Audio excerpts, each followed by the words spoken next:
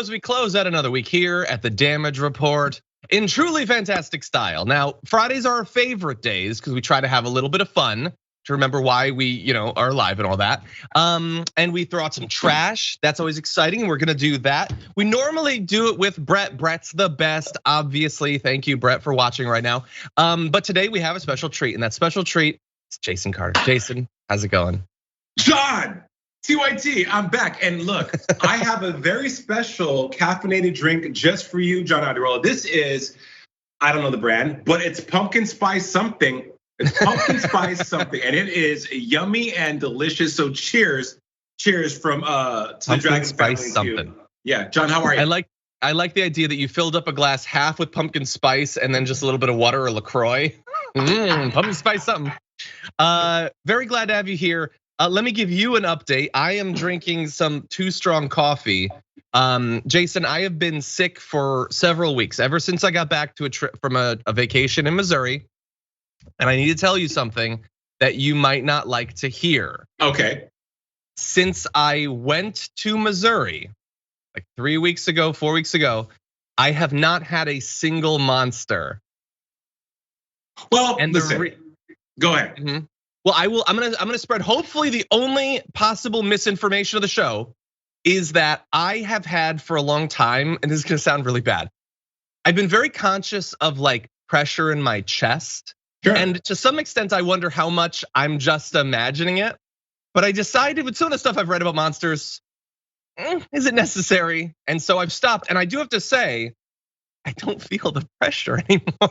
Well, so John, don't listen to me on anything, especially medical. Well, first of all, I'm proud of you for turning over a new leaf. I think it's very cool that in your spry old age of 25 that you are taking your health. No, I am 26 to be fair. Excuse me, 26. My bad. But I haven't had a Monster in forever either. I gave them up, man. They didn't taste good anymore. The Java one wasn't doing it for me. I was really jittery. I was talking really fast, and you normally know I talk very fast. So I don't mind it.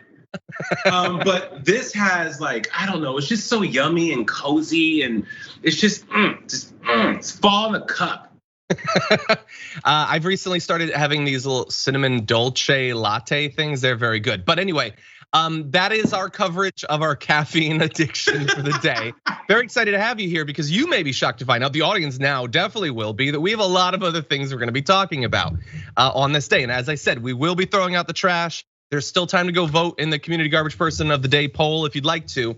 But in just a little bit, we're gonna be leading things off with a little bit of a look back at a quarter century of Fox News.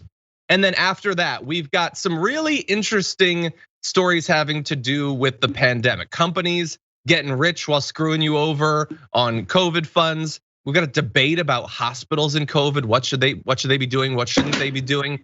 Updates on Matt Gaetz and his truly happy marriage, no problems there, and a whole bunch of other stuff besides. We got a lot of great stories to get to.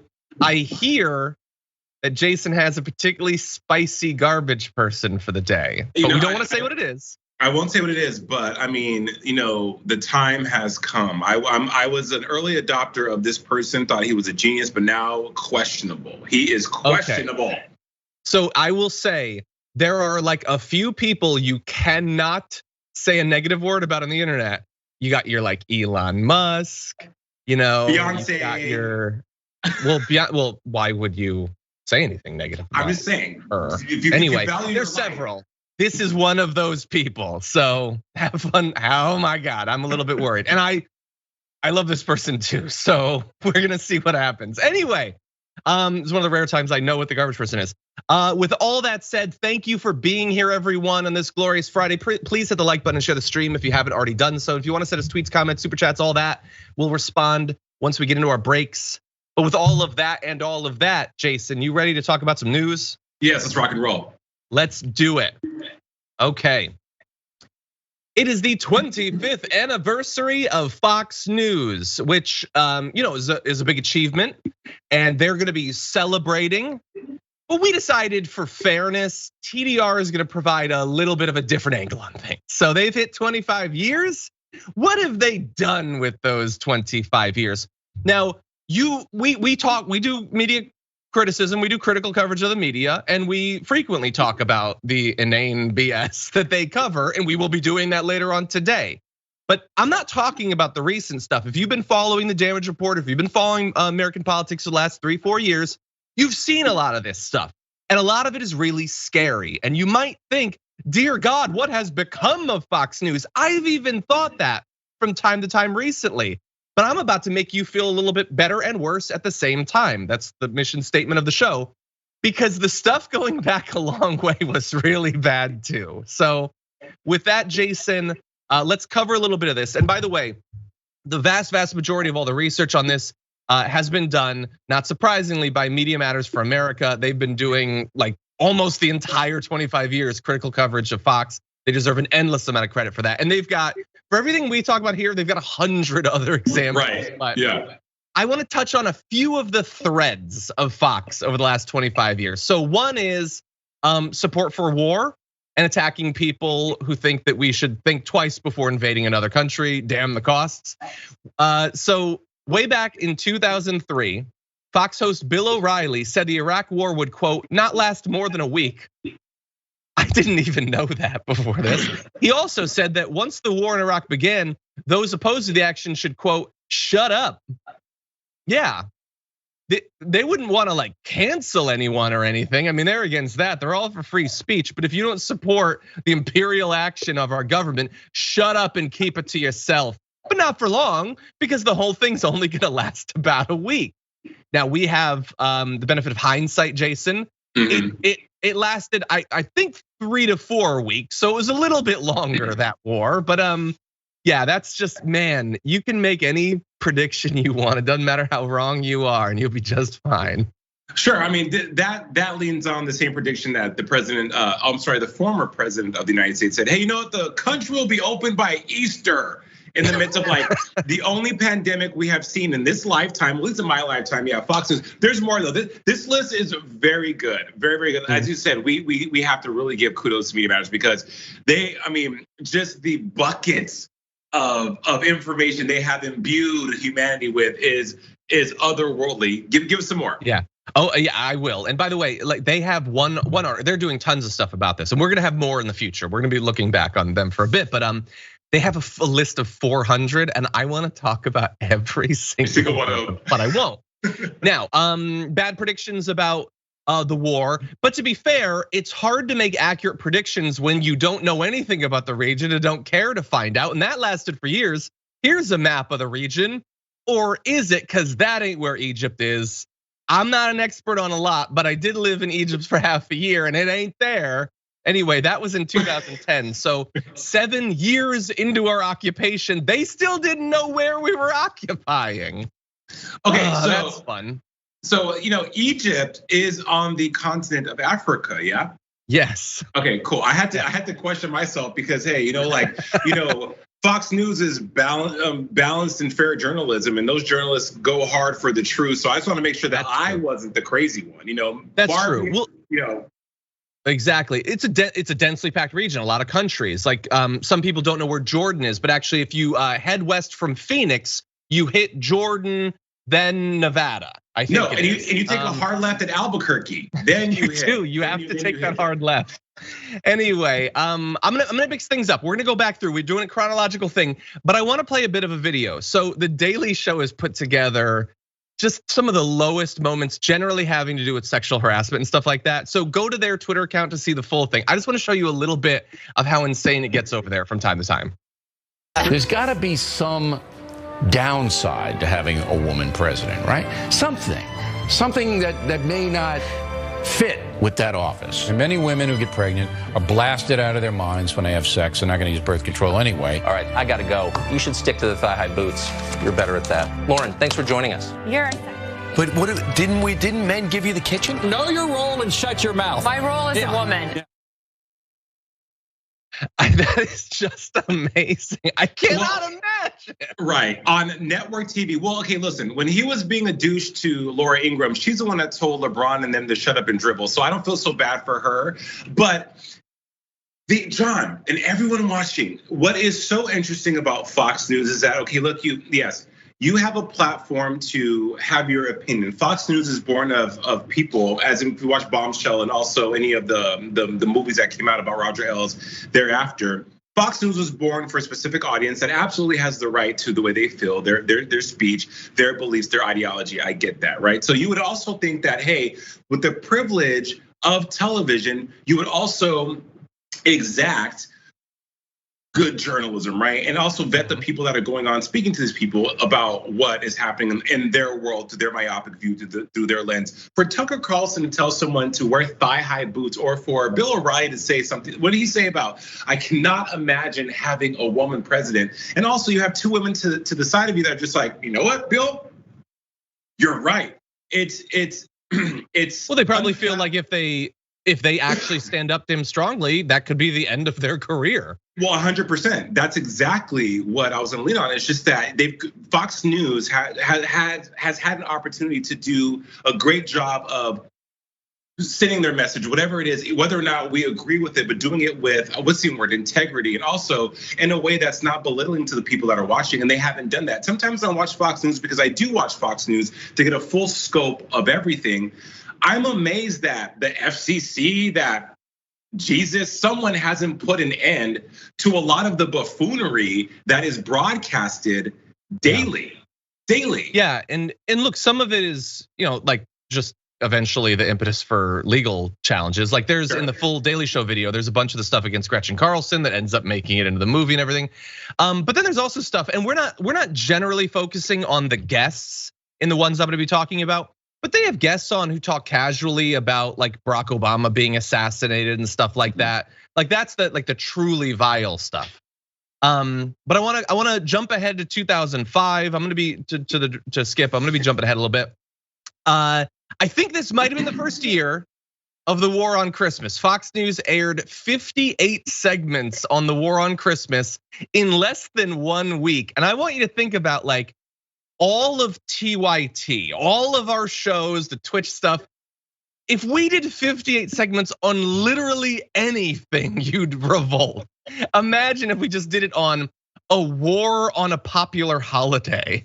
But that's what they did, and they have kept it up to this year. We are launching into the 2021 edition of the War on Christmas, Jason. The war, so John, jog my memory again, because when I hear the War on Christmas, I feel like it's people who are mad they didn't get that Bath and Body Works sale, buy one, 3 1, get one for free. Like I'm confused. That's what it is. I would imagine, John, and I can't speak for all conservative people, but a lot of the conservative people I know, Christmas is like sacred, Jesus, religion, the Bible, the foundation of America. We hold these truths to be self-evident, and God we trust. All these things. So now there's a war on Christmas. What are they fighting against? Furbies not being available at Toys R Us, which is closed down. Like what is the war on? You're right. Why is Christmas so violent lately? Yeah, you can't have a war against the true Christian Christmas because that's, within your heart. It's a relationship you have with Jesus and all that. Right. They mean anything that doesn't glorify the commercialized spectacle, the non-religious part of Christmas. If you stand against that in literally any way, then that's a war on Christmas. So they're really revealing themselves there. Bill O'Reilly, by the way, you'll be shocked to find out, shows up in a lot of these, especially in the early years. In 2006, Bill O'Reilly said that same-sex marriage was linked to interspecies relationships. There are some ways that Fox has gotten a little bit better, although most of this hatred has now just been transferred over to the trans community. Sure. John, okay, so I am in a same-sex marriage, and bestiality is not my thing. I'm not looking to. You dodged a bullet. Right, I mean, iguanas are rampant here in Miami, and I'm not looking to get it on with the iguanas in my front yard, but or aliens. There's not like an alien that coming out of my stomach. Bill O'Reilly, man. I bet his mom's real proud. Oh yeah, I'm sure. Let's see. Okay, so you have the anti-LGBTQ stuff that's been there for a long time. They had like a solid 8 years of some of the stuff they said about Barack Obama was so crazy. Let's see. In 2008, a Fox News host referred to Barack Obama as a African. Another Fox host claimed that the connotation of Obama's middle name is that he is a Muslim, potentially. So there was a lot of anti-Muslim stuff, a lot of he's both simultaneously too black for us and not black enough, whatever, depends on the segment, but we hate him no matter what. So there was a lot of that. Which, so it's very indicative of how Fox News has a complete disregard for what they're saying and also how they appear in public. Because you have Harris Faulkner, who's also a woman of color. You had Ebony K. Williams, who worked on Fox News, who are also black, right? African is a colloquialism in some parts of being biracial, right? A African, he's half black, he's half white. And I've heard that growing up, and I haven't heard it in the connotation that is a pejorative or something that's considered to be offensive. But of course, the way Fox News hurls that dagger is it's absolutely offensive. And John, from an entertainment standpoint, it all boils back down to the people who are allowing this content and the directive and its producers. They know, I almost feel like Fox News looks at the old Jerry Springer shows and thinks, how can we be that outrageous on TV while still keeping our journalistic somewhat integrity intact? Like, how can we shock and awe? How can we be like the TMZ of political news? And they always attach themselves and lean on these old tropes of, we'll say things like African, or we'll always attack the little person. We'll always attack race, sexuality, women's rights, and religion. Those are always, those get great ratings. Nothing is ever founded in actual, the cornerstones of journalism, I would imagine, factual and actual reporting and vetting things and making sure that what we spew to the masses is just that, actual and factual. Yeah. 100%. And I'm very glad that you brought that up. We're gonna show an example of exactly what you're talking about there, about the TMZing of the news. So they're gonna have, at one point, we're gonna go to the video next. They're gonna have a body language expert on, which is usually when everything falls apart, but to analyze when at one point Barack Obama and Michelle Obama did this to each other. This is how they intro that segment. A fist bump, a pound, a terrorist fist jab. Do you remember that? Yes. That's insanity. But that's what they did, because maybe instead of it just being sort of a cute, intimate moment between two people that love each other, maybe they're signaling that they're both part of Hamas. Right. They are a Taliban. That would be like, I don't know, Hillary Clinton and Michelle Obama sharing a hug. Ooh, the feminist agenda is on the rise. They hug, their breasts mashed together. That means that the feminine energy is being spewed into the world. Oh, I mean, don't do it. Stop the madness. Do it. Stop the madness. Oh my God. Yeah, that's just insane. And then of course, there's that stuff. It's just, and then there's just a straight lying. So like, I didn't even cover. At one point, there was a poll of support for the Iraq war. It was like 32%. So Bill O'Reilly didn't like that. So he just said that it was 64. He cited that poll and doubled the support. So they will just lie. And here's a version of it. At one point in 2008, on Fox and Friends, there was this guy, Stephen Redcliffe, that they called an attack dog. They took a photo of him and made his ears bigger, his nose bigger, his chin bigger. They stretched his head to be vertical and made his teeth yellow. This was not a part of a comedy thing. They just made him ugly in a photo while they criticized him. I mean, that, in some ways, it's obviously less offensive than the terror stuff, the Islamophobic stuff, the homophobic stuff, but you can't do that. Right. Like, that's insane. That picture reminds me of, and not, I mean, just for a correlation of how the media, be it right-wing media or just this is people who want to sensationalize any story. O.J. Simpson on the cover of Time magazine, the Black Mystique, right? How they made him darker, more brooding, more ominous, more nefarious to drive the story that O.J. was allegedly the killer of Nicole Brown and Ron Goldman. So I'm not surprised that Fox News would do this because visually, they are controlling the narrative in that one moment, right? So all the people who watch in that moment are of course leaning on the words, accepting the words, and are interpreting the words of the authority, which is Fox News. So if you're showing me a picture of someone like O.J. Simpson and the narrative and the stereotype is that all black people, all black men are these aggressive, murderous people, then I'm going to buy into that and further perpetuate the message I'm trying to be successfully being transmitted. So Fox News, I will give them this, John. They're very smart. They know where their bread's buttered, and they know how to get a reaction out of their viewers. Because at the end of the day, what is it about? Dollars and cents and ad dollars. People that are going to keep coming back and getting them their ratings to continue doing the work they're doing. So you got to give them kudos for that. They're pretty smart, if you will, for lack of a better word, in that capacity.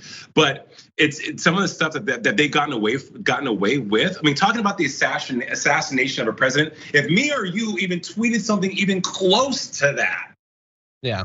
The guard dogs are coming out, right? Jobs lost, accountability, like culpability, accountability like a mofo. There's no way to come back from stuff like that. But yet Fox News has been able to escape by scot-free. Yeah, I remember when like Hassan made a joke about Dan Crenshaw and like the right went crazy about it. Like that, would that even make this list? Maybe it would be one of 400 things on this list. Like, dude, glass houses, seriously. Right.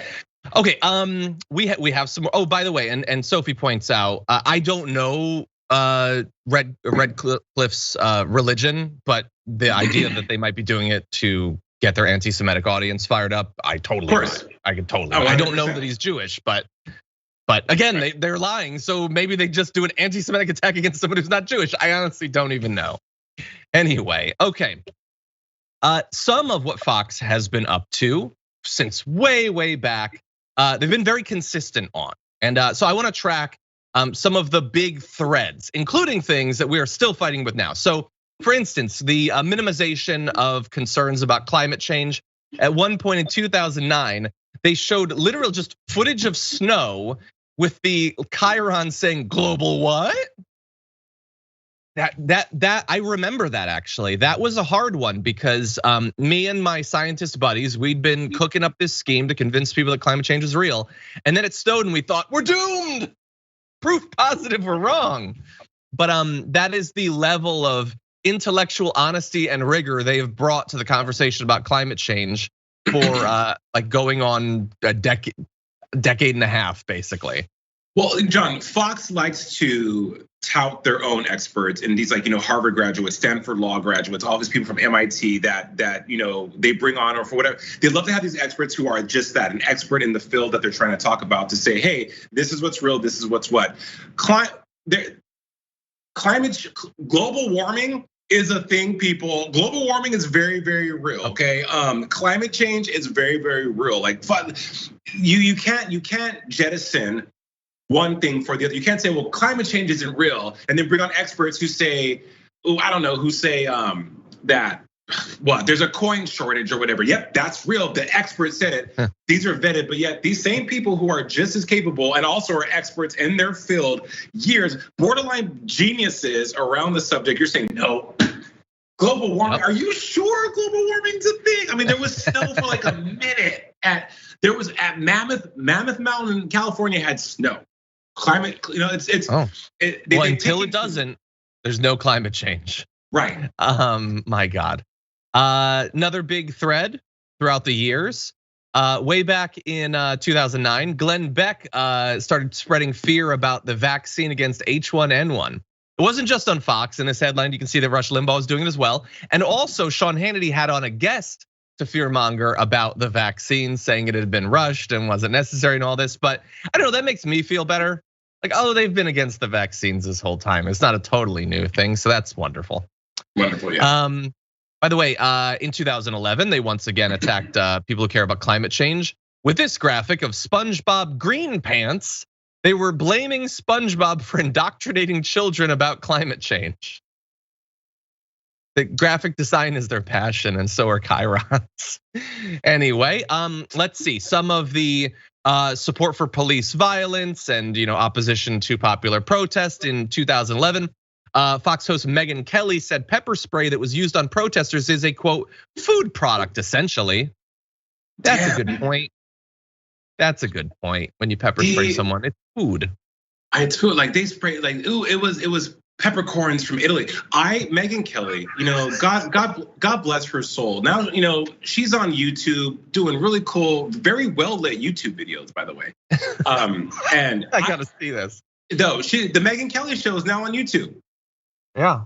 Yeah, seriously. Megyn looks great. I'm as good as Megyn Kelly now. Not because I've gotten better, but because she's gotten worse. I'm being ridiculous. But Megyn Kelly, I was giving her a lot of passes. I read her book, Stand for Something or Settle for More. And I was like, Megyn, I'm here for that. But that complete regression on how I feel about Megyn Kelly.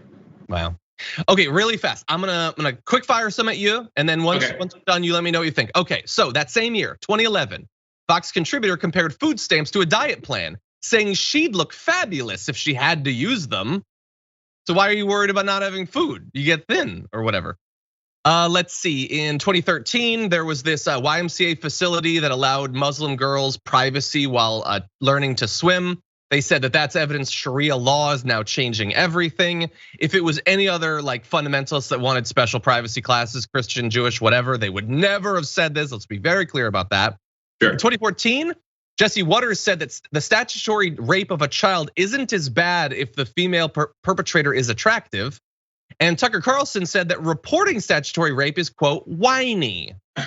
Well, you say, okay, like whatever. And you know what? Tucker Carlson says that about statutory rape until until something that's close to him takes a seat at his table, right? People always want to say something is whatever until it enters their life, and all of a sudden then they become over. I won't say emotional, but then they become more of a victim, and they want everyone to share in the trauma, everyone to share in the pain.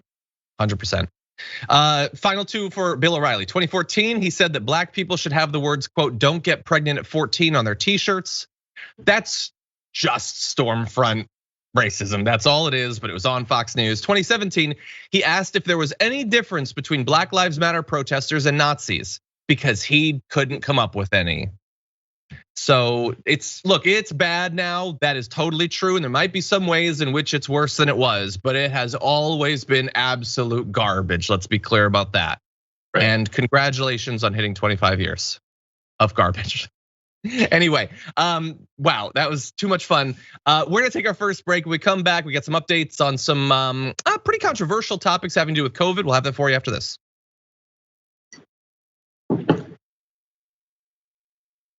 How does Fox, I'm telling you, there's producers and conversations of people who think about how they can do the craziest shit ever on TV and get away with it. Jason, you're excited too. We're still live.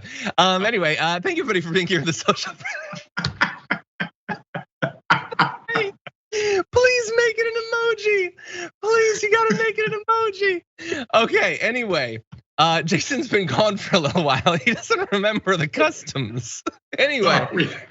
Okay, I am going to literally cry on air today. Okay, so we're gonna read some comments while we're still online. We'll see if that lasts. Anyway, over on YouTube, Dragon Wheels has been a tier 1 member for 8 months, says love being a Dragon Squad member of the TYT family. Thank you for that.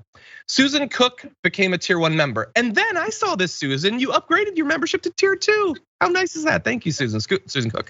Getting access to the emojis as well as the brand new purple dragon emoji and also our 10 list. Earlier this week on Monday, I did a top 10 list with Viviana of our top 10 desert island movies. Had a lot of fun.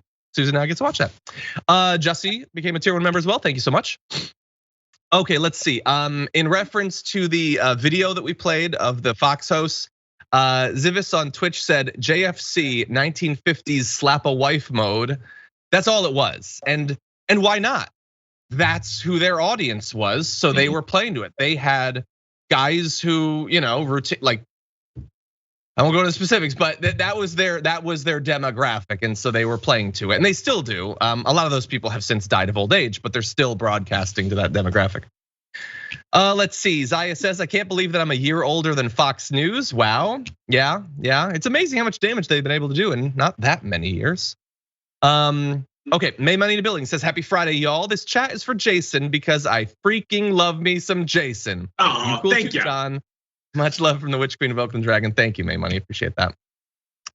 Okay, Timothy Brown says, House of the Dragon teaser was good. Bend the knee to the Rogue Prince. Did you watch that teaser? Me? No. I should be excited. You probably would expect that I'm excited. No, I don't know. I did. Yeah. So I was really excited that there's some black people in it. No. No. Wait, the new House of the Cards, right? House of in this Westerosi economy. Game of Thrones, right? Game of Thrones, yes. Yeah. There's some black people in it. I'm glad. I'm good. Make it happen. I know that there was some new teaser images for the Wheel of Time show, which I am super excited for. Can't wait for that coming out next month. I'm gonna try to get Jason to watch it. Maybe it'll be terrible. I don't know. I hope so. I've been reading these books for, I don't want to say how long, longer than Fox News has been alive. Anyway. John, when's your novel coming out? What's the update on your novel? I'm working on the 3rd draft. I thought I was done, but then I decided I want it to be good. Hey, no one's gonna publish it anyway. Thank you. It's a crazy idea. Nobody's gonna publish it, but I have to make it better. Anyway, thank you for asking though. Aurora Salinas says, Jason, you are freaking awesome and I love you. Thank you so much for making my anniversary day even better with your beautiful brain and smile. My pleasure. Happy anniversary. Happy anniversary. Matthew Taylor says, you guys are fantastic. Never stop speaking truth to power. Love the work you do and wish we had you in Canada. Much love and gratitude. Stay safe. But that's a great thing about the internet. You do have us in Canada. But I know what you mean. I don't know like the first thing about Canadian politics. I apologize, but thank you for being here. Okay, let's see. Oh man, Drew in Georgia just said, John, are you pulling a jank in reference to my book continually being delayed? Them's fighting words, okay? And this is supposed to be a safe space for the Dragon Squad. So throw them out the window, everyone. It's defenestration time.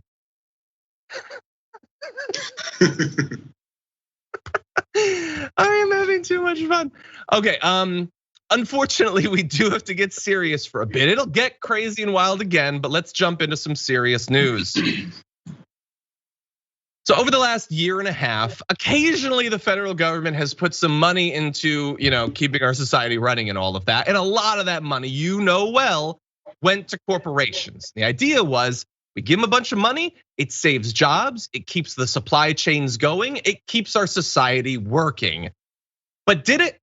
Because they got the money, there's a lot of ways that they continue to screw us over. And so we've got this report from the Center for Biological Diversity's Energy Justice Program and Bailout Watch. And it has to do with power plants, power companies that got tons of money, but still kept cutting power for some reason. So they analyzed 16 different large electric utilities and they found they collectively received a $1.25 billion bailout, but still cut power to nearly 1 million struggling customers in the US between February of 2020 and June of 2021.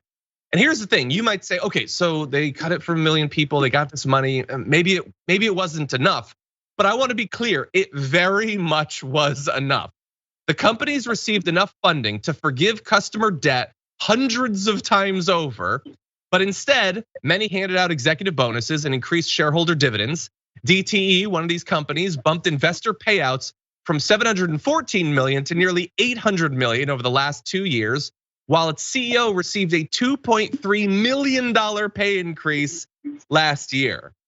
And many of them said that the cost of doing business became more expensive, social distancing, buying PPE, stuff like that. But they could have canceled every bit of their customers' debt and made sure that they kept having access to their power for just 8% of the bailout sum. And when you think about what losing power, when you can't go anywhere, you might be dealing with the heat of summer and you're supposed to stay at home. They easily could have cleared the debt, Jason, and they just chose not to because they wanted to use the money for other things. And line their pockets. I mean, what do you say to this, John? Yeah. This is unacceptable. I mean, there was someone who was mentioned that his bill was $243, right? And in the grand scheme of things, $243, especially in Los Angeles, that's like half of what your normal utility bill is. But in some parts of the country, that's really expensive. I mean, it's expensive everywhere. And you hit the nail on the head, 8%, right? I think it was like millions, hundreds of millions of dollars. 8% is a drop in the bucket of what they could have done with that money. But we see this time and time again with over the years with company MCI, Enron. All these people at their core are about lining their own pockets and making sure and taking care of self first, right? That's it. Who cares?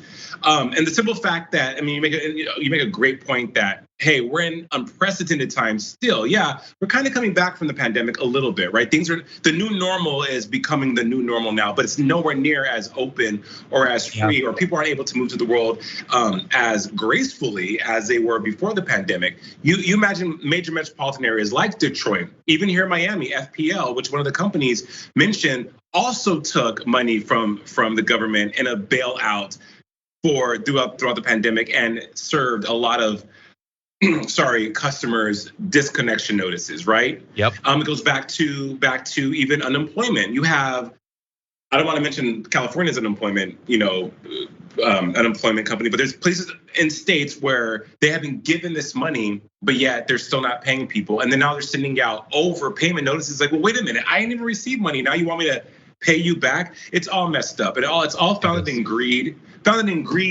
and self-serving nature. I would imagine that's it, because how else can you explain it? The cost of doing business was way more expensive because of the pandemic, but only 8% of that money could have been used to take care of this much of a problem in the grand scheme of things. You could have went on with your day, spending the rest of your millions, giving all your shareholders more bonuses, but they chose not to. Yeah, and look, we know both during the summer months and during the winter months, in Texas alone, we had devastating loss of life because of power outages. So if you would like to learn about all of this and believe that nobody died as a result, feel free to do that. I can't make that equation work out. But yeah, these companies, look, this is just one section. These power companies, 6 in particular, were really bad. But we know a similar sort of thing is happening with the money that was supposed to stop people from being evicted. Very little of it has actually gone out to the people who need it most.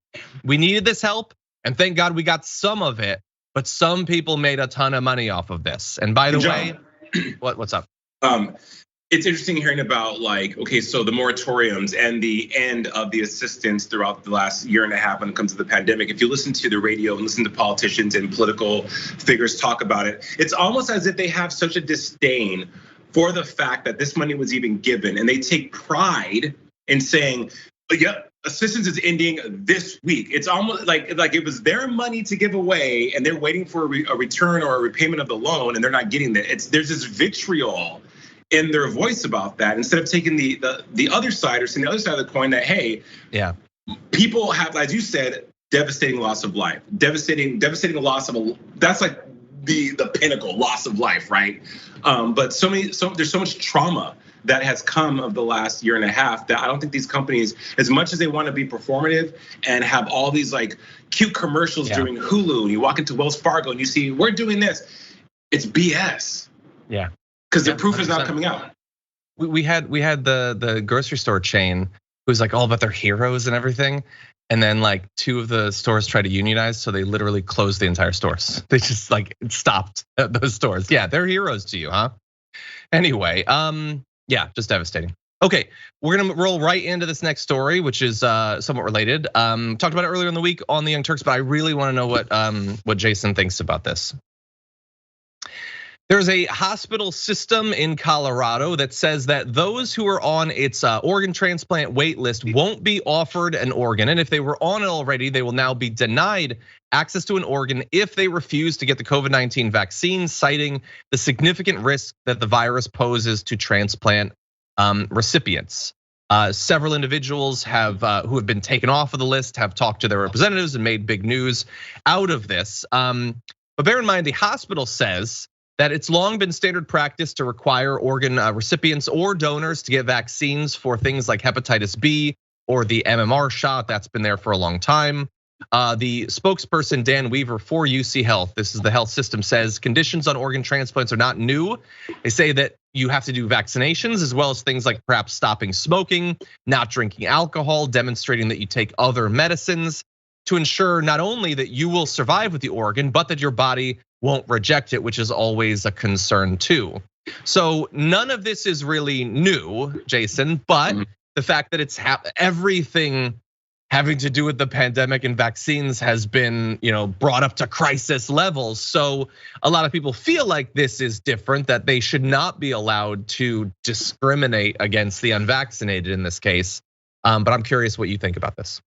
So I can only speak from someone who can imagine what it's like waiting for an organ, right? Like we talked about devastating loss of life when people don't receive life-giving organs that have been on a list for a long time, who follow protocols prior. Let's say you've been on an organ list, an organ donate, or you've been waiting for an organ for 4 or 5 years. Mind you, COVID's only been prevalent in humanity for the last 19 months or almost 2 years now. So personally, I feel like it is an issue because it's a lot of people, John, still feel. Full disclosure, I'm fully vaccinated. I've done my research. Me too. I've been able to say, hey, I feel safe to get the vaccine. There are people who don't want to get the vaccine, but also take very good measures and very good precautions to not expose themselves and not expose other people to the vaccines with PPE and whatnot. So I think that they are. How do I say this without sounding like a douchebag? I think some people are using vaccination as they're weaponizing vaccination a little bit, if you will. I think that if someone's been has followed all the precautions that's been on the organ donation list for multiple years, they should still be able to get an organ even though they're not vaccinated, right? Because a lot of people still feel like they don't know, there's not a lot of more evidence, or they feel they need to do more research, and they should have that right to say, hey, I don't want to be vaccinated, I'll do it on my own time. If I was waiting for an organ and I wasn't gonna get one because I wasn't vaccinated, I think I would get vaccinated just because, what do I have to lose? I've been vaccinated for everything else, but hospitals should also take into account that COVID and this situation is fairly new, and the Hippocratic Oath is do no harm. Are we doing harm to people by denying them an organ if they're not vaccinated? Is that the next? I get what you're saying. I will say that I do disagree. The argument could be made that there are a limited number of these organs. They're gonna go to one person and not another. So if you give it to someone who is sort of opting into an increased risk of dying from COVID, another person doesn't get the kidney and they die. So there's harm being done potentially in any event. But also, and especially we do have to make clear, a lot has been said of the fact that the mortality rate from COVID is really low. Conservatives are like, you don't need to worry about it because it's so low. Well, it is a significant pre-existing condition for those who've just had organ transplants. So they've done studies. For transplant patients who develop COVID-19, 20 to 30% die. So it is like 10 to 20 times more deadly for people who've just gotten transplants than for people at large. And if you can just get the shot and you choose not to, and there's only a few kidneys, there's not enough to go around, and only a few livers. Like, if you would not give a liver to someone who drinks a bunch, and that is one of the things that can stop you from getting a liver, I don't think that increases your risk of dying by 20 times, but this does. I don't know. I respect what you're saying, but I disagree.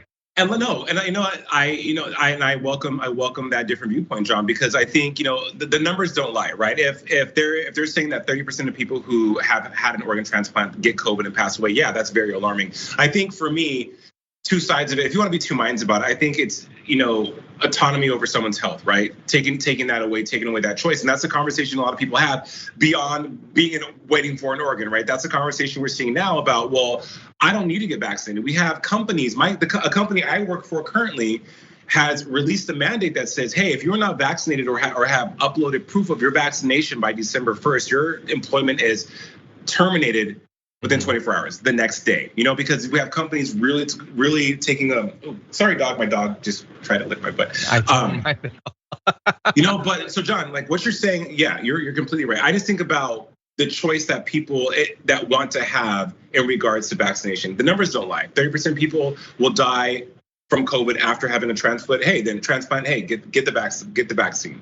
Yeah. But for your own sake, if not. Yeah. Right, because and you also make a great point too, is that hey, there's not like a surplus of kidneys going around, not a surplus of lungs going around that you're kind of robbing Paul to pay Peter in this instance, because you're taking from some person taking from one to give to the other, hopefully successfully. But I think the argument people have now, as I said, in and out of the health system, is autonomy over my own health. Why am I being told what I need to do when I've been armed with all the information to protect myself, in addition to getting the vaccine if I choose to not. So I feel like we're at an impasse, John. This is our first impasse on the damage report. I think this is it. for the show, for our relationship as friends. I think that's it. Anyway, okay, so these are our two different stances. We'll see what people think. Maybe we could do is Brooke on? Maybe we could do a Twitch poll on that. But for now, we do have to take our second break, and I will remind both our audience as well as Jason that we are going to be live during this break. But anyway, we'll have a lot more news after this. Sorry about that. Right now, like even doing that, you're live. Anyway, I know. Okay. Hi guys. Okay, no worries, everybody. And I really do hope that we get that as an emoji. We're gonna have to see about that. Anyway, okay, hello everybody. Thank you for being here. Let's see what's going on out there in the audience. Angry Little Nobody says in the super chat, Angry Little Dragon checking in. Following cinema into a bathroom discussion is just more liberal civility BS. They get mad and attack the Capitol. We get mad and debate whether following her is too mean. Sure, we've discussed it. I disagree with some people disagree with me. I've been attacked by a lot of right wingers on Twitter for a tweet that I had that wasn't even about whether you should do it or not, but anyway. Okay, let's see. Vicky Gray says, I'll buy your book, but hurry because I'm old. Have a great weekend, y'all. Thank you. You say that, but you haven't seen the cover or read the back cover copy. You might not in the end, we'll see. And by the way, my idea for my second book, or my next book I should say, is probably even weirder. Anyway, Umberto Morera says, wow, and PG&E is especially terrible. Talking about the power plants. Yeah, they're not just the shutoffs, they're burning the whole state down, so that's cool. Let's see. I also saw from Umberto, and by the way, both of these are very big, generous super chats. Thank you, Umberto, for your support of the network. Says, people make a lot of bad choices, but should we cover them? I'm no saint, so what should happen? Well, look, individual hospital systems are gonna make different decisions. I'm sure that they already do on a lot of different things. I would just say, let's try to avoid the problem altogether by having as many people as possible become organ donors. Let's reach a point where there aren't 15 to 17 people dying every day from there not being enough organs. Yeah. And it's very easy to do. There's no cost to you. It literally can't be a cost because you're dead when it's needed. So you're dead. Anyway, Tanya Kramer says, here in South Dakota, companies and Governor Noem all took money but didn't help the people for whom it was meant. So frustrating. One of the worst states. I agree. Dragonpool says, John just said my favorite word, defenestration, the act of throwing someone out of window. Great word with many wonderful uses. Thank you. Well, I think it's just got the one use, but thank you. Let's see. Wayne says, go Jason, and thank you, John. Thank you. Hey. Savage Dragon says the hot mic moments are everything. Sure, might get canceled, but we'll see. Okay, Harbinger Dragon says, John, you just said you don't watch non-MCU films. Okay, look deadpan into the camera and tell me you never watched a Spider-Man release in the past 10 years. No, I was obviously exaggerating. I'm just saying I generally prefer superhero movies that are in the MCU. I did watch the Spider-Man movies, and I liked the early ones. I haven't seen the newer. I've seen the MCU ones. I haven't seen the ones with what's his face. After Tom Holland. No, I've seen the Tom Holland ones, and I've seen the Tobey Maguire. I haven't seen the middle guy. Andrew Garfield. Thank you. Yes, you're right. Okay, let's see. Ray Turner says we hit 1K likes. Show us Jason's dog. I do want to see the dog eventually. Oh my gosh, guys! Like I can get her. I can get her if you want me to get her. I'll get her. Yeah, maybe coming out of our next break we'll have her. Okay, I'll get my meeting. Thank you. Bernie the Kiwi Dragon says, tomorrow is the first anniversary of mom's passing from cancer. She couldn't be an organ donor, so donated her body to a medical school. Thanks again for yours and friends' shout out last year. Obviously very sorry that you've experienced that loss and that your family has. Hope that you're doing well today and love that your mom chose to do that. Okay, let's see. Kitty from Philly says, Jason, show us your dog. Coffee Stout Dragon became or has been a subscriber on Twitch for 15 months and put a Jason emoji there. Thank you for that. PH Diva hit 9 months, says happy to celebrate the arrival of this baby dragon. Thank you. Happy to have you with us. Okay, lots more fun news. Don't go anywhere. We're coming back after this.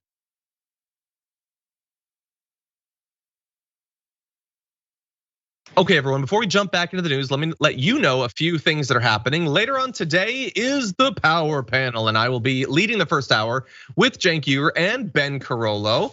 That'll be the beginning of a twitchy Power Panel because Ravana will be on with Jared Jackson and Cenk as well. You can watch all of that at 6 p.m. Eastern time, 3 p.m. Pacific time. Should be a lot of fun. Also, we'll remind you, we are in the closing days of this, but not only will Indisputable be on after our program, Jordan Ewell will be on as a co-host, Pedro Gonzalez will be on for debate. That'll be a lot of fun. We're not in the closing days of Indisputable. That's gonna be here. What we are in the closing days of is your chance to help Rashad Richey win Best TV Anchor in Atlanta Magazine's Best of Atlanta 2021, recognizing his work on Indisputable. If you'd like to do that, it is super simple. Go to tyt.com/Rashad and type in Rashad Richey in the box and submit your vote. You can do this today. You can do this every day until October 11th. How awesome would it be to see Rashad win that honor? That would be great. Okay, with that, we have, I think, just enough time to do this story. So we're gonna jump into this. There aren't a lot of updates on the legal case against Matt Gaetz just yet, but that does not mean that he has not been busy in the court of public opinion to reassure everyone that he ain't worried about this at all. He's doing just fine. And it's not causing any concerns personally for him either, the allegations that he engaged in underage sex trafficking. If you go to his profile page on Twitter, you know where I have Bunny Hugger, he has happy husband.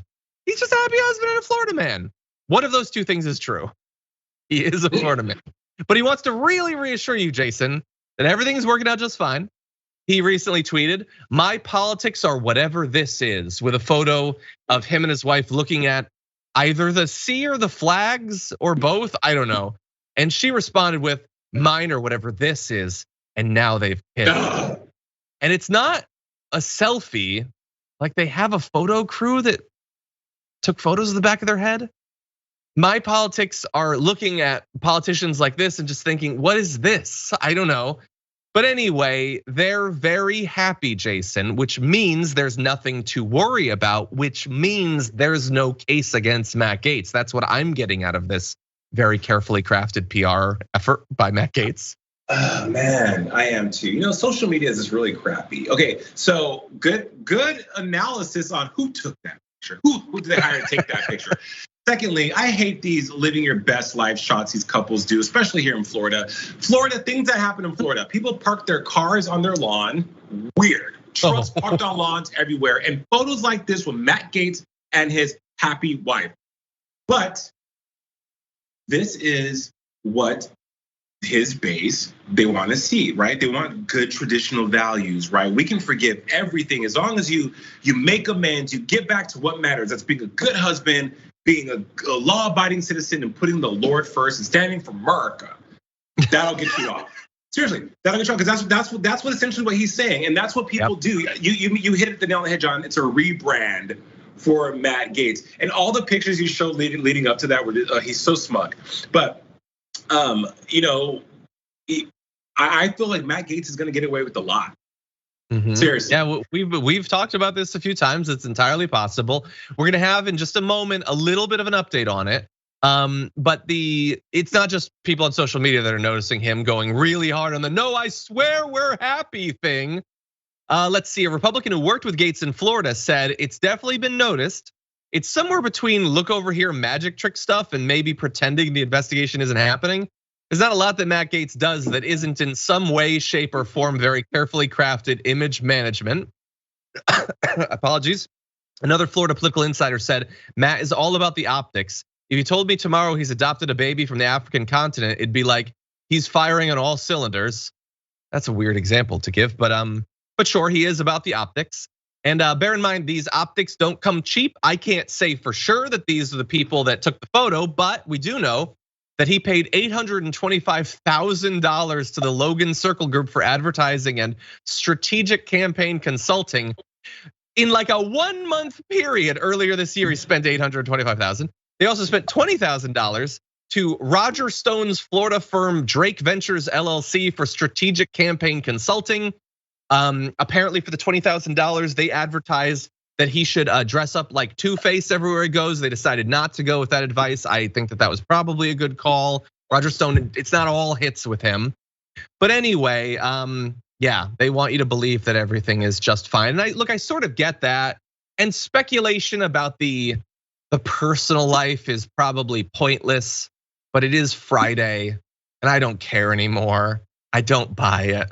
I don't buy it either. No, look, if people that have a happy life, if your truth is your truth, and your life is truly that. You don't have to have a highlight reel to show that, right? Also, man, those sums of money to pay to fix stuff is just indicative of like, yeah, Matt Gaetz is a smart guy. He realizes that you got to invest, and it's like a bad episode of Scandal. He hired Olivia Pope to come in and fix the situation, and he paid over $1 million for it, close to $1 million for it. And this is the return on his investment, right? This is what they told him to do.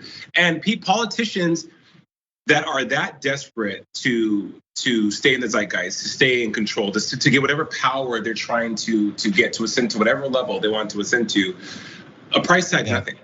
It's nothing. 100%. Like that that's pocket change. He would probably have spent more if he could. It bothers me for the reasons we've said. It also bothers me because it really preempts. My wife and I paid $100,000 and we had a photographer come, and it was a photo of the back of our heads watching Squid Game. And now it's just gonna seem like we're mocking them when it was really what we wanted to do with $100,000. So thanks, Matt Gaetz. But anyway, he's still facing these allegations, by the way. Joel Greenberg, former Gaetz associate, has pleaded guilty to sex trafficking a 17-year-old, said that he witnessed Gaetz having sex with the 17-year-old and that she was paid to do so. Gaetz has denied all of this, but the update recently, we didn't report on this, is that Greenberg's lawyer this week asked a judge to delay his sentencing another 5 months until March as Greenberg continues to cooperate with the government.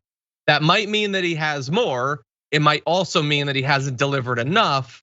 So maybe that's good news, maybe that's bad news. I'm honestly not even sure. Yeah. Well, I mean, that was a cute picture. I bet you they have like really like just like boring sex though. They look like a boring sex couple. Oh, Jason. I mean, granted, it's Friday, but it's Friday. No. Now, I do want to mock him just a little bit more. We're not doing a full story on this, but maybe this is the last of the Stephanie Grisham things dropping. But Stephanie Grisham says that when Trump, quote, needed someone to tell him how awesome he was, he'd call Matt Gaetz, who would sing for his supper. That is so sad, man. And like, it's not sad because you're the hype man for somebody. That's not sad. You can be the hype man. And if like Bernie needed me to talk to him every once in a while and tell him that he's great or whatever, I'll do that a little bit. I'll sing for my supper. But it's who you're doing it for. He ain't great. Why are you so excited about this guy who sucks so bad? Yeah. And by the way, she also said he would do anything for Trump and a TV hit, though not necessarily in that order, which I love. And it's totally true. That's so totally true. He is. Anyway, okay. I did want to let you know the results of the poll. Thank you to Yeet with Mac on Twitch for doing this poll. Should the unvaxxed stay on the transplant list? Yes, had 0% vote, 100% of the vote for no. Damn, they have thrown Jason out of the window. They have. And let me just say, look, super fast. We gotta close. Yeah, I agree with that. I'm just saying two sides of how probably some of them are thinking about it. What you said, because I respect you. Anyway, everybody on our linear platforms, thank you so much for watching. Really do appreciate you being here. If you're on Twitch or on YouTube, we got way more where that came from, including throwing away some garbage people of the week. That's coming up after this short break.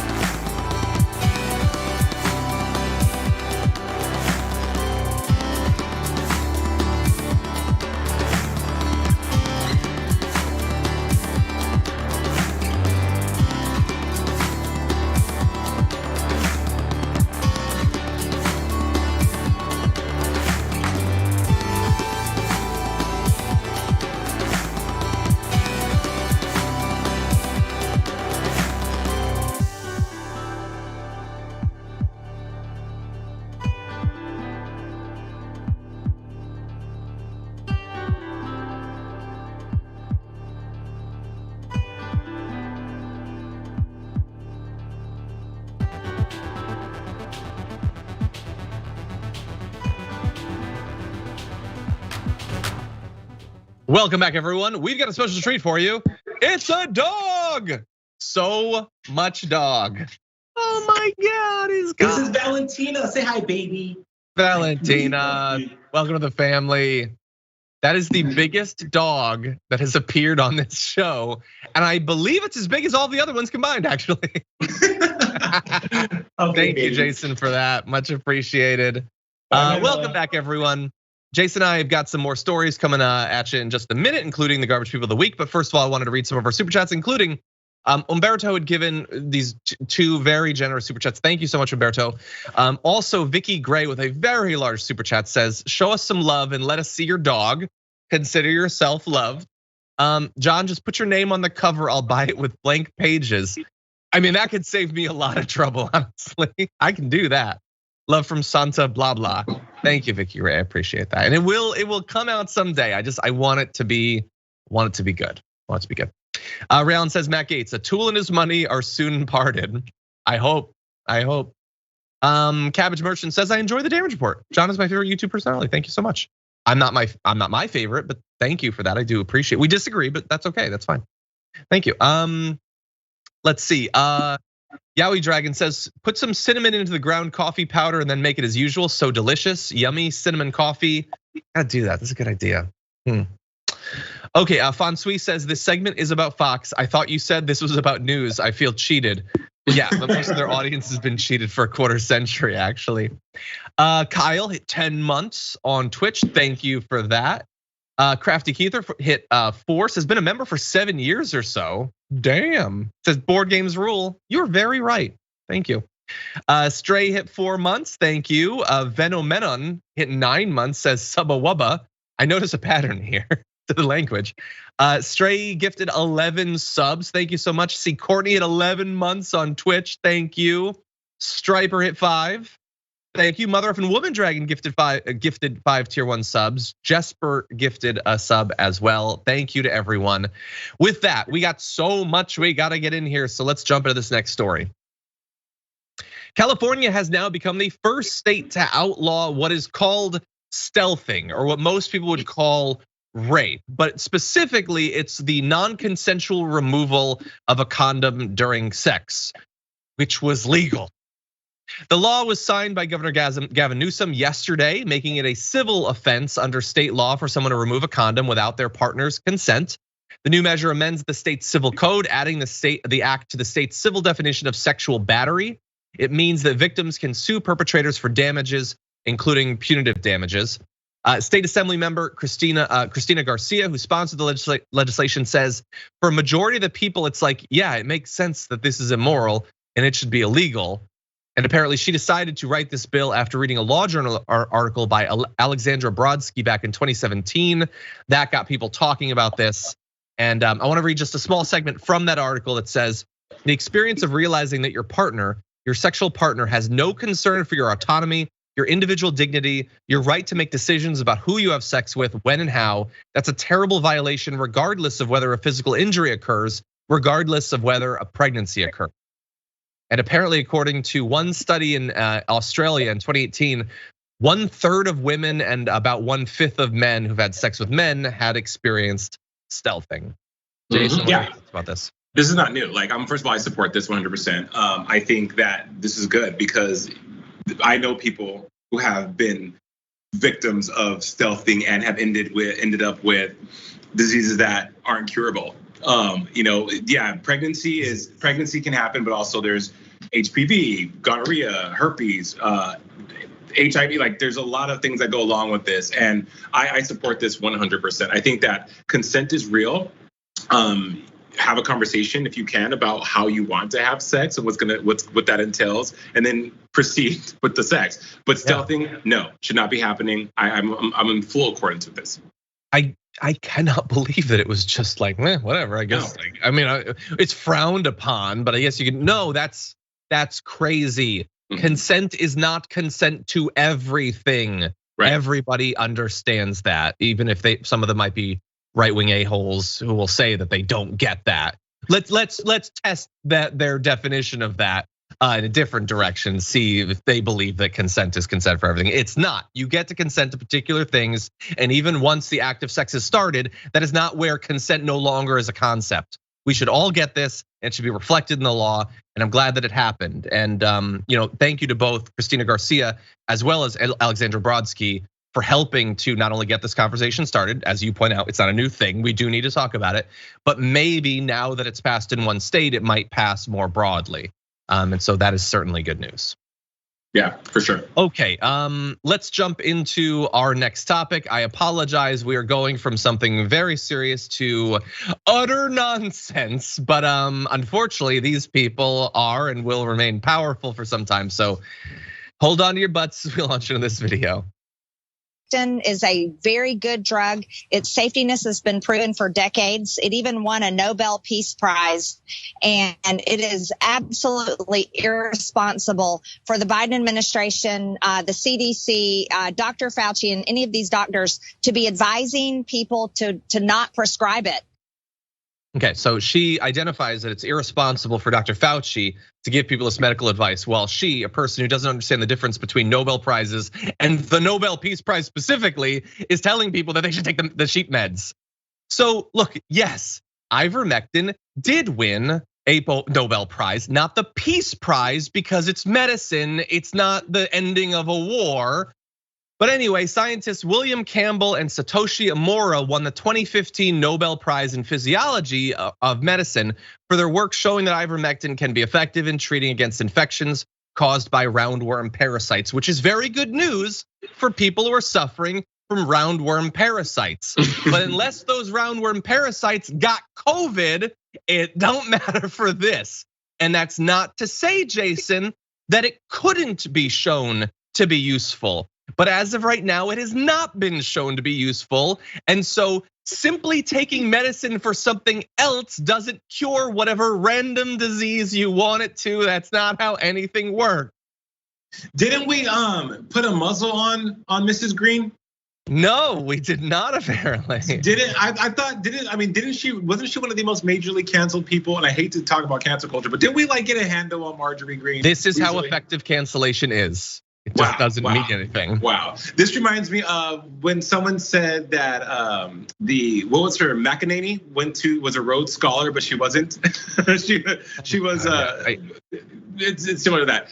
Again, Marjorie, hey, this is classic Marjorie, you guys. Classic Marjorie. What do you expect? Why are we shocked, John?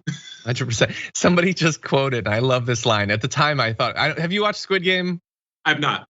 You have not. So there's a line from one of the characters that says, I'm not a horse, I'm a person. And when I heard that, I too thought, and thus the medicine should be different. And again, if it's shown to be effective, then we're gonna be totally about it. But I personally think, don't get a disease rather than just focusing on when I get it, and I will, I'm gonna be ready with a treatment. True. But anyway, our inability as a society to fight back in a durable way against nonsense wasn't just in that video, you're also gonna see it here. During my administration, everybody wanted the vaccine. There was nobody saying, oh, gee, I don't want to take it. Now they say that, and that's because they don't trust the Biden administration. I can think of no other reason. But they say, we don't want it. We aren't going to take it. When I was there, everybody wanted it. Okay, so the idea, he is on Fox News talking to Sean Hannity about why people might not want the vaccine on a network that has spent every single day telling people to be scared of this vaccine. And they're just trying to figure out, what could it possibly be? Maybe it's Biden, in fact.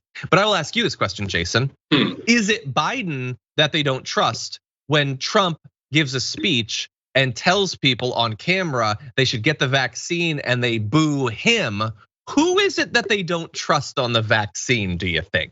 It's definitely Cheeto. And also, I mean, look, if we think about the lineage of the vaccine, when Trump was in office, the vaccines were something that were new. Also in 2020, when COVID onset to humanity, of course, we're gonna want a vaccine because we don't know what this is and we don't wanna die from what we don't know what this is. So yeah, give me a vaccine to cure it. Sure, I'll take anything. Now, as humans and as American people, I keep saying humans, as the American public and the people of the world, we have been educated with the pros and cons of things, which is a good thing. We should know the pros and cons of things, but it has nothing to do with an administration. It has nothing to do with who's in office or in regards to our whether or not we should take a vaccine. If Bill Clinton, who was one of the most loved presidents, even though he was impeached for, doing his thing, if most loved presidents in the world said, hey, you guys should take this vaccine. So people will be like, well, let me think about it. It has nothing to do with who's in office as to whether or not we're going to be vaccinated. Trump is delusional. Exactly. Yeah, and we know why. We know several different reasons contributing to different groups' vaccine hesitance. Sure, like they don't trust Biden, some of them, but that ain't why. And that ain't why Fox turned against it. Fox would have turned against it if Trump had won, regardless. Right. Okay, we are gonna prep for our final segment of the day. I'm gonna read just a couple of comments. I do wanna briefly say, I am genuinely surprised that you have not watched even a single episode of Squid Game yet. That show is very, very good. What show is very, very good? The Outer Banks. That's a very, very good show. But there's just too much to watch. Let's keep it. There's too much TV, recommended TV to watch. There is. That's true. And like, I watched Midnight Mass recently, but like, no, Squid Game. You gotta make time for Squid Game. Watch the first episode. Come on, it's so good. Fine. I haven't watched The Outer Banks, but anyway, good.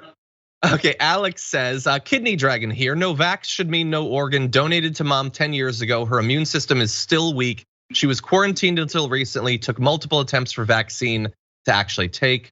Thank you. And again, we have our disagreements and still respect, lots of respect. Ferret Queen, I have not yet watched the season finale of Archer. I haven't watched any of the episodes. I really need to do that. Bob Shade says you are amazing. No, you are actually. In fact, I looked into it and you're the one who's amazing. Let's see. Okay, there's so much going on Twitch. Swift Turtle hit 13 months, says 13 months being kept sane by my dragon family. Tough job, but you all did it well. Thank you to everybody helping in that. Lavender Dawn gifted a tier 1 sub. Very nice of Lavender Dawn. Let's see. Postcards from Meh subscribed for 8 months. Sao Saber hit 8 as well. Cashion Out hit 6, says Progressive Carpenter. Hey, Progressive Carpenter, always good to see you. Says love you, John and Jason. Thank you. Technauseated hit 10 months. Double digits for Technauseated. Thank you. Let's see. Pira Alicia hit 11 months. Says almost a year on Twitch. Fan since I got hooked on Think Tank in 2015. Wow. Watch TDR daily with my Essa Kitty Oliver the Otter Bear. Love new Ben and Ray editions at TYT fam. You give this disabled neurodivergent millennial heart hope in a hopeless world. That's really nice. Thank you. If you started watching from Think Tank, which I know very few of you did, please post a comment in the chat. I do miss Think Tank. And thank you, Seahawk Dragon and Shorty as well. That said, okay, we are running low on time and we got some big topics to talk about. So are we ready to go? Ready to go? It's the end of the week, and so it's time to take out the trash.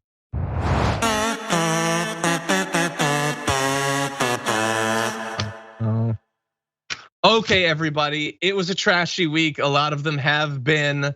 Jason, who was your garbage person of the week? All right, as we said earlier, I didn't want to say this because I'm a huge fan, but it's got to go to Dave Chappelle. And look, Dave Chappelle is. I know, John, get back here, John. Okay, listen. Sometimes it's hard. It's hard to. The ads are already coming. I know. No, well, here's why. Look. Dave Chappelle is a comedian. We have a lot of friends that are comedians, John, and they say that nothing is off limits in comedy, right? But recently, in his recent Netflix special, or his comedy special, Closer, he made some pretty, I would say, controversial remarks about gays and trans and the LGBTQ plus community, saying that, hey, the LGBTQ plus community is, making all these strides and they're doing it. Versus, if the black community would be in baby oil and booty shorts, hey, maybe we'd be further along as well. He doubled down on some other comments about the trans community, which enraged, of course, Glad and other people. And again, some comedians feel that there is nothing off limits in comedy. It's the joke, right? It's to make people laugh. Everything's in jest. But I think now in 2021, we got to be careful about that. I've talked to, and I don't want to say any names of these comedians I've had conversations with, but even they feel the same way that, hey, it's a different time. And the argument is, John, this is my craft. Why do I have to compromise my artistic integrity? Why do I have to change who I am and take away from what makes me a comedian? Said comedian. to be PC, to be right with the world now, but the world's different. And when you double down on things and also bring up other disparaging instances like the baby making comments about HIV and being gay, and hey, like, if you didn't perform fellatio in a parking lot, you're good, you won't have it. Stuff like that, that's really harmful, erroneous, and you double down on that and kind of support that. That's a problem. Dave Chappelle, love the dude, so talented, has been through his own trials and tribulations, has come out on the other side of a lot of things, very successful and brilliant. But you kind of got to do better. So I would say he's not a garbage person. He's in timeout. Chappelle's in the garbage timeout. He's in the timeout. What about a garbage view or a garbage thing? He's on garbage pickup duty. So let me say, knowing ahead of time this isn't going to stop one of the many dislikes or ads or whatever. Dave Chappelle is my personal favorite comedian of all time, and I also think he's objectively one of, if not the greatest stand-up comic of all time. However, you get to criticize what he chooses to spend his time on in the same way that he is a very analytical, critical person. He would not feel stopped from criticizing anyone. So if we criticize him, we use our free speech. I would say we're more in the vein of a Chappelle than those who say, how dare you? You don't get to criticize Dave. He's a saint. No, we get to criticize everything. We're full-grown humans. We can do that. You can joke, I think, understanding that I am a straight white male. I think you can try to joke about anything and it can be funny. There are lots of comedians that make jokes about straight white males that I think are hilarious. You could, and again, I'm not part of the trans community, but I'm assuming many people in the trans community think you could joke about the community if you came from a place of understanding it was actually funny. Right. He has now done extended segments on the trans community in 4 consecutive specials. Is it his best work? Literally, no, even if you're a huge Dave Chappelle defender, which I generally am, is this his best work? Is this what he should be spending his time on? Is this the powerful group in society that his amazing, brilliant analysis can shed light on? Is this what he should be spending his time on amongst everything else that's going on in our society with white supremacy and fascism and the COVID stuff and all of that? Even his greatest defenders do not actually think that this should be, for the rest of his life, 20% of his output. Nobody actually thinks that. And the issue isn't just that it's not funny or whatever. It's fundamentally, it isn't even just that he does not, after all this time, understand the community. Clearly he does not. It's that he doesn't care to. Like, he really is coming across as a person that doesn't get that just mocking a group that you don't understand is not the best thing you can do. And he's obviously rightly defensive about other groups, like black people, like black men specifically. If there was a comedian who was just focusing nonstop, he would rip them to shreds. And not because it's cancel culture, but because we're adults who get to criticize things. And so as much as I love Dave Chappelle, I've seen Dave Chappelle in person. He's the best comedian ever. I love his comedy. That doesn't mean he's immune from criticism. Right. Understanding, of course, I'm not a part of the community, obviously. Yeah, I mean, it's. Yeah. I think that goes across the board for anything. I mean, we're in a time now where criticism is par for the course. Criticism. If you're not being criticized for like, I'm probably gonna get people on Twitter right now like, Jason, I can't stand you, but then you're not doing your job. And I think Dave Chappelle, as you said, brilliant mind, right? And he's criticized a lot of things. I am LGBTQ+, and I'm also black. So some of the things he said in that documentary were just like, hey, I got 2 strikes against me because I'm both of those things.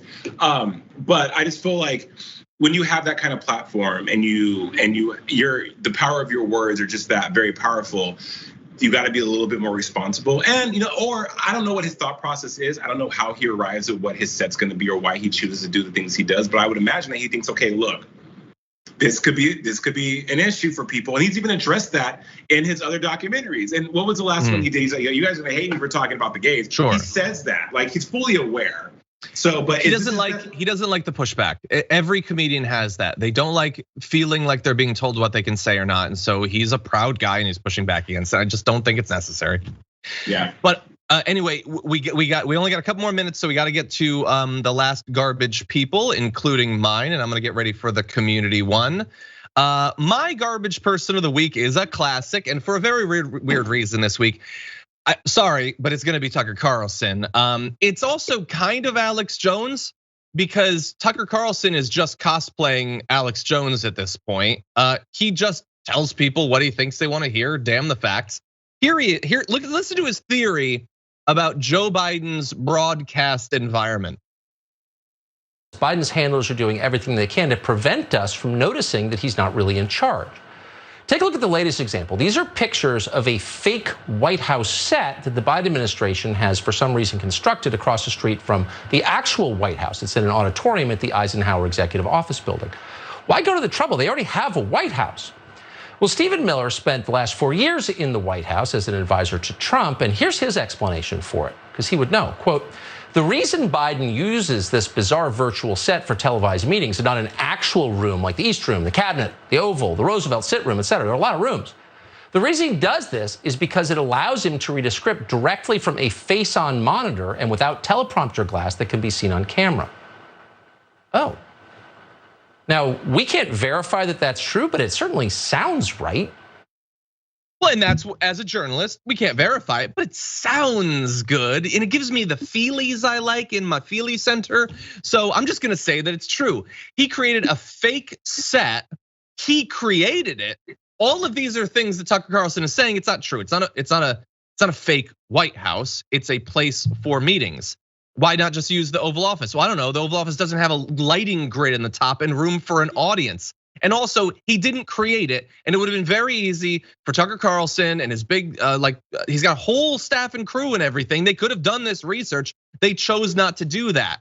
So what you actually saw, and it wasn't just him, Stephen Miller was talking about this, Charlie Kirk and others, it's the South Court Auditorium. It's a place where they hold high profile events. Biden has done it, and Kamala Harris, and so has Trump. And so has Obama before them. For more than a decade, they've been using this room because it's easy to do, to virtually bring people in. It's got the tech for that. It's got room for an audience. It's a high tech spot for doing filming. And he didn't have a problem with it when Trump was doing it, but he likes the idea that Biden is so, incompetent that he's only doing it so he can use a teleprompter. And it's a theory that makes a lot of sense because you certainly couldn't bring a teleprompter into the Oval Office. None of this makes any sense whatsoever. But his audience wants to believe not only that Biden is incompetent, but that someone else is pulling the strings. It's a fun little conspiracy theory, and sure, he can't prove it, but it certainly feels true. And more importantly, what feels good? Ratings. And he knows that this conspiratorial nonsense will bring those. Super fast comments, we got like no time. All salient points, John. You took the words right out of my mouth. I try to. And let's see what the audience thinks. So those are our garbage people of the week, but looks like 33,000 of you voted this week. And here are your top 5. Number 5 this week with 3% of the vote is Senator Grassley for congratulating a Korean judge on her people. Oh God. Number 4 with 4% of the vote is Stephanie Grisham for her hypocrisy on writing tell-alls. That's a funny one. Number 3 with 10% of the vote is Bill Maher for his bizarre defense of cinema and Manchin. That's a great one too. Coming at number 2 at 12% of the vote is right-wing media for claiming Fauci is canceling Christmas. What a bunch of dinguses. But number 1, blowing away with the competition with 71% of the vote is Joe Manchin for eliminating 2/3 of progressive priorities. Thanks a bunch, Joe, you suck. Anyway, thank you everybody who voted as well. And most importantly of all, thank you, Jason Carter, for joining us on Fridays. So much fun, thank you. So much fun, glad. I know I talked too much today, but hey, you had me fired up. It was the pumpkin spice coffee, man. It does just to get you jittery. You get jittery, like my heart on Monster. Anyway, where can people watch more of your content? You can go to my website, Jason Carter Official, on Instagram or on YouTube at Jason Unleashed. Thank you so much. Hope to talk to you soon. And everyone, thank you for watching. I'll be leading the first hour of the Power Panel with Cenk. We've got a very twitchy lineup. It's gonna be a lot of fun with Ben Carollo and Ray Vana as well, so you're not gonna wanna miss that. Indisputable is coming up soon. Jordan Ewell is gonna be on. They're diving deep with Karens today. So great little crossover event there. So don't go anywhere unless you're on our channel on YouTube, in which case you should go to Indisputable's channel, obviously, so you can watch. But until next time, stay safe out there, stay sane out there. We'll see you soon.